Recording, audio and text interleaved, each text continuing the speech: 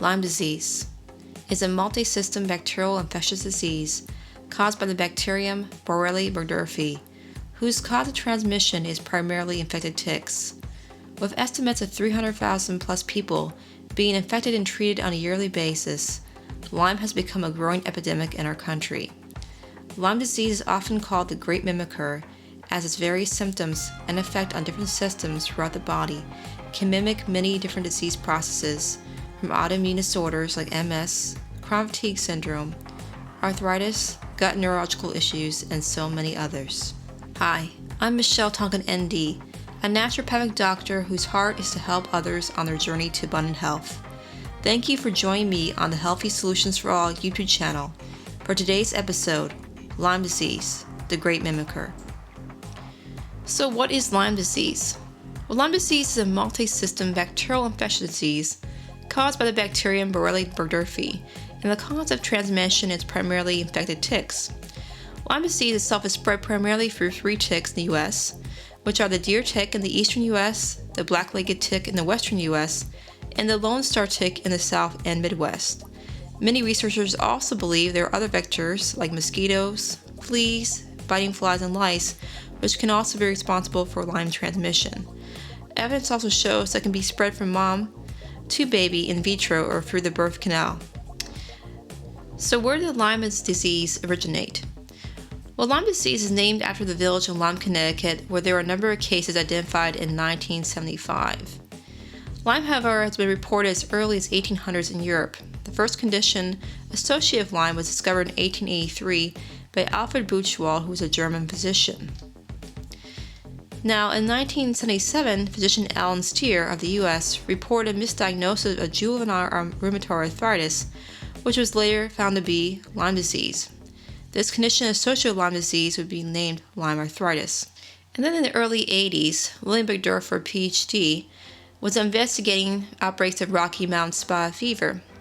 He was working with other researchers to gather information about the possible transmission of Borrelia from infected ticks to humans.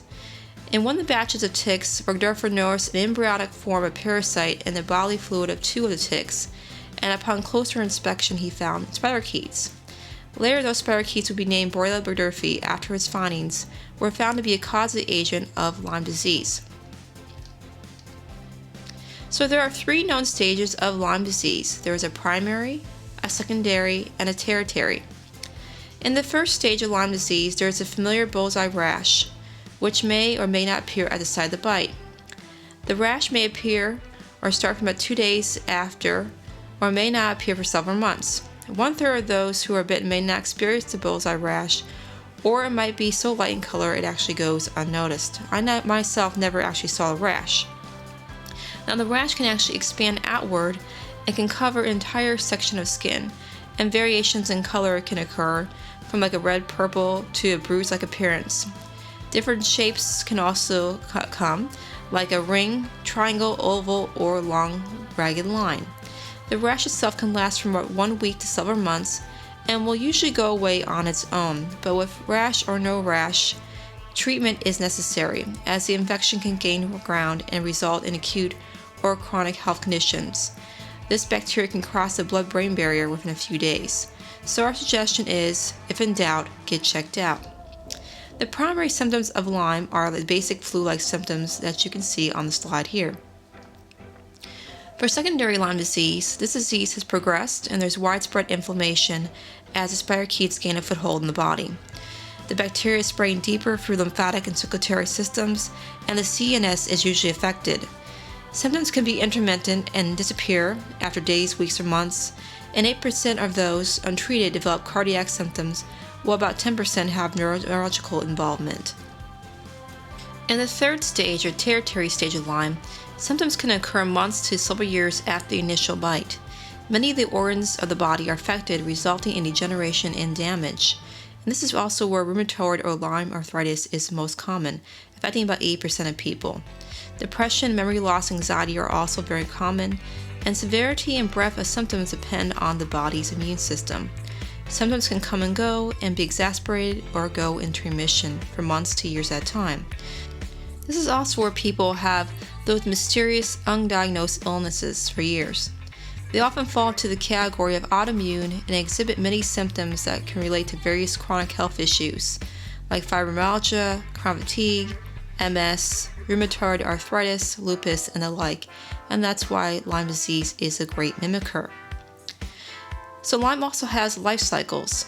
There are 3 life cycles known as spirochetal, cell wall deficient, and cyst form. In each of these cycles, the Lyme wants to survive and proliferate.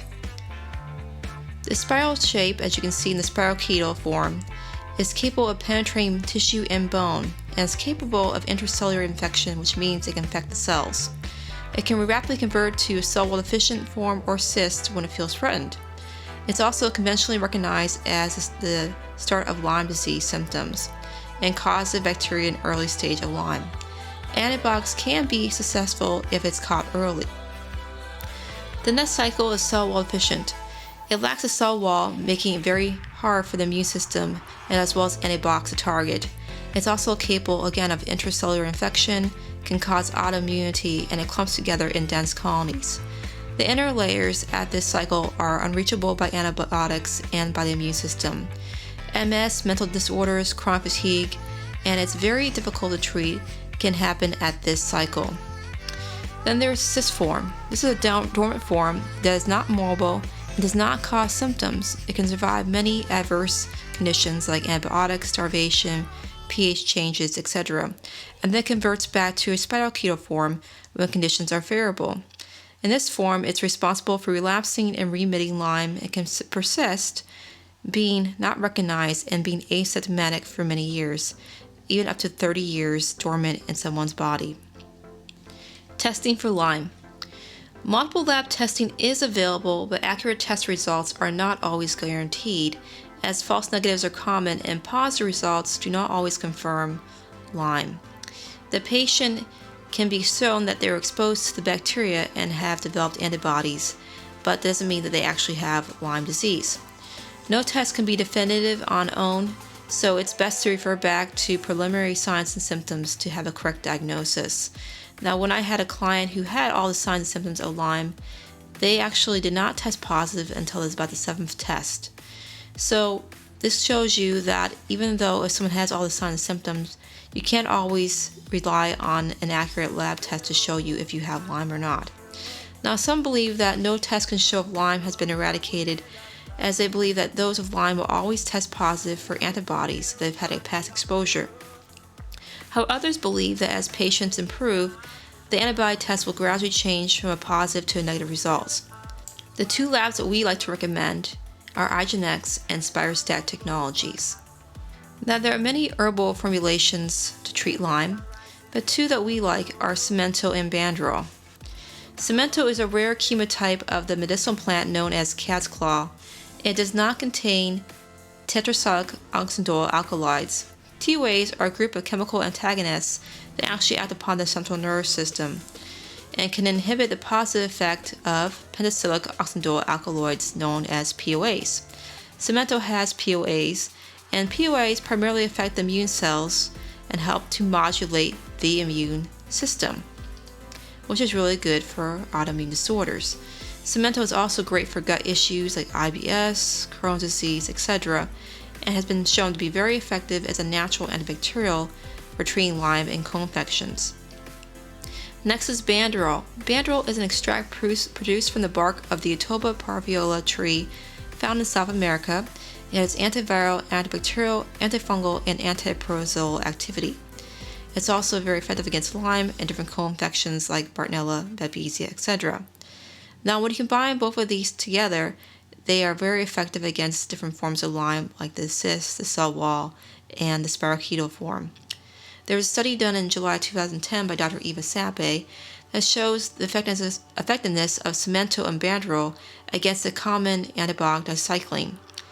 Now, while doxycycline was good against the initial stage of Lyme, the spirochetal stage, it actually increased the round body forms and was not able to eliminate the cyst.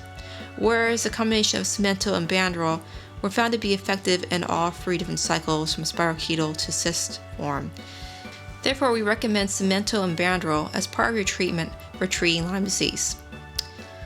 About antibiotics. Well, antibiotics can be useful, especially in the early stages of the disease process, and of course, if it's caught early. But even if someone has had this issue for years, antibiotics can still prove to be beneficial.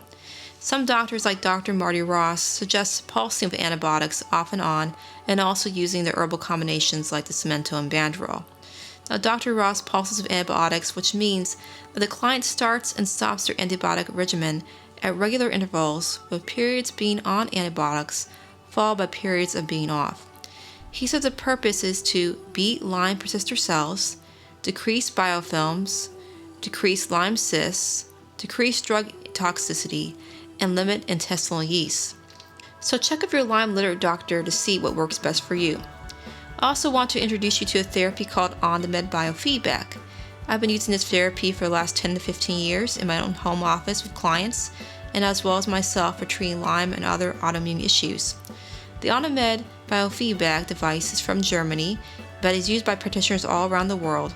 Ondamed means sound wave in German.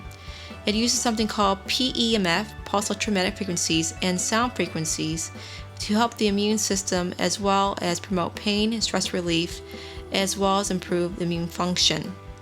Frequencies that the Ondamed produces are in the range of 0.01 to 32,000 Hz, which are very low and are not shown to harm the human body. In fact, cell phones have been shown to put out much stronger frequencies. Ondamed has been gaining popularity in the last 14-15 years in Europe and in the United States, and has proven itself to be a wonderful asset and tool for many Lyme sufferers in helping them to overcome this chronic illness.